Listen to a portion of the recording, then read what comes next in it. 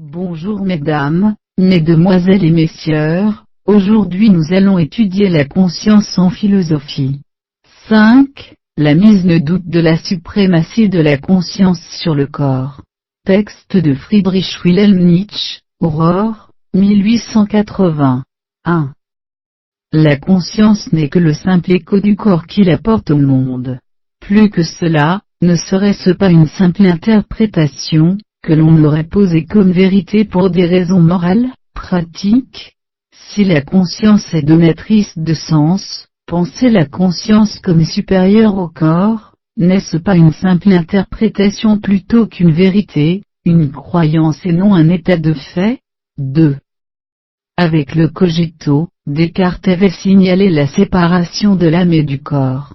Cependant, Descartes, affirmant par la suite que je ne suis seulement logé dans mon corps, ainsi qu'un pilote dans son navire, il finit par réunir l'âme et le corps car l'expérience de la faim et de la douleur physique montre que le corps peut troubler la pensée. Et cette réunion n'est pas sans conséquence, car elle conduit nécessairement à s'interroger sur l'influence du corps sur la conscience et de la conscience sur le corps. Cette interrogation est fondamentale dans l'œuvre de Friedrich Wilhelm Nietzsche. La conscience selon Nietzsche. Traditionnellement, la métaphysique et la philosophie ont toujours pensé la conscience comme ontologiquement supérieure au corps. Ceci n'est qu'un postulat avancé pour des raisons pratiques et morales, elles servent à responsabiliser l'homme quant à ce qu'il est et ce qu'il fait, à le rendre coupable et justifier ainsi le châtiment. Avant cela, la métaphysique avait déjà posé tout, ce qui est immatériel comme ontologiquement supérieur au sensible, l'âme, l'esprit, la conscience sont donc valorisés et le corps, le sensible déprécié.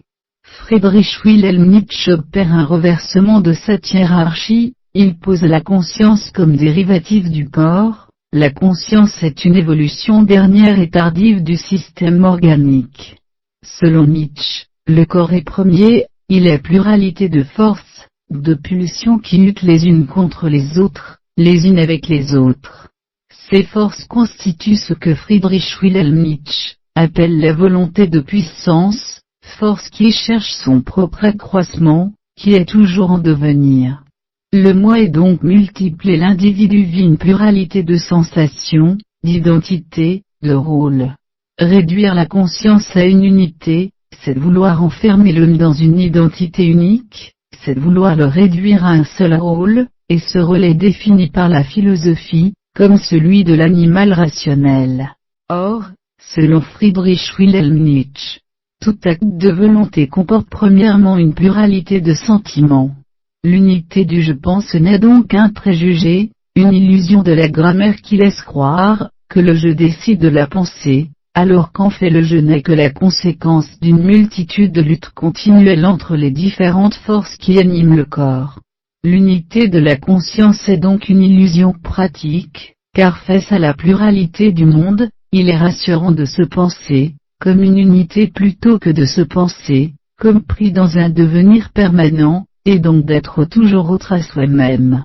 Première illusion de la conscience se pose comme cause d'elle-même, elle se croit substance et se pense comme étant à l'origine de ses pensées.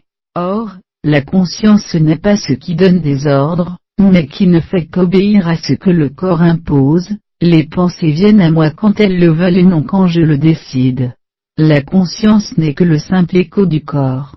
La conscience n'a accès qu'à la surface des choses.